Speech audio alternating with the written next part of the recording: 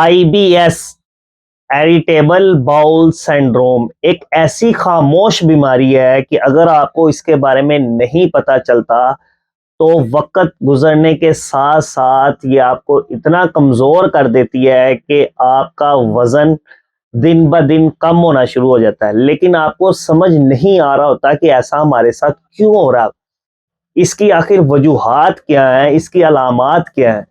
سب سے پہلے تو یہ جاننا ضروری ہے کہ ایریٹیبل باؤل سنڈروم ہے کیا۔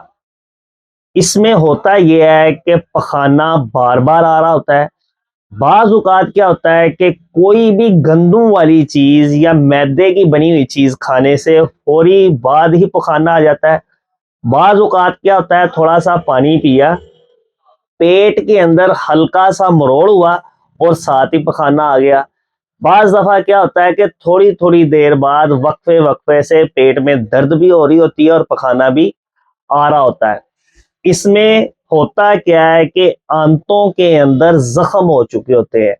آنتیں جو ہے نا، بڑی آنت جو ہے اس کے اندر حساسیت بڑھ جاتی ہے، اتنی حساس ہو جاتی ہے کہ جب بھی زیادہ تیز مرچ کا استعمال کر لیا یا گندم کی روٹی کا استعمال کر لیا تو فوراً ہی پخانہ ہو جاتا ہے، اتنی حساس ہو چکی ہوتی ہے۔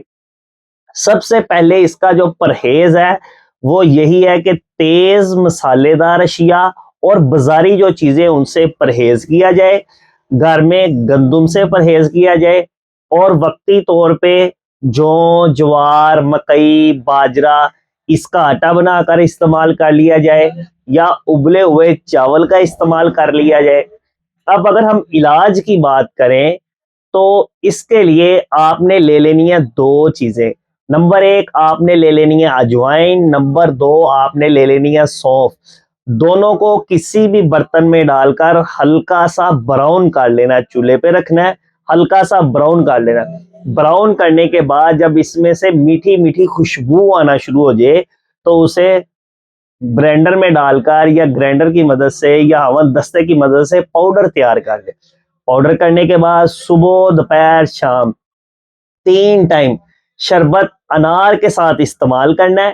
انشاءاللہ تعالیٰ آپ دیکھیے گا جو آئی بی ایس کی بیماری ہے جو اتنے عرصے سے آپ کے ساتھ ہے، اس سے آپ کو جو ہے وہ نجات ملنا شروع ہو جائے گی۔ اس طرح کی مزید ویڈیو دیکھنے کے لیے آپ ہمیں لائک اور فالو ضرور کیجیے گا۔ ویڈیو پسند آئے تو کمنٹ کرنا مت بھولیے گا۔ جزاکم اللہ خیر۔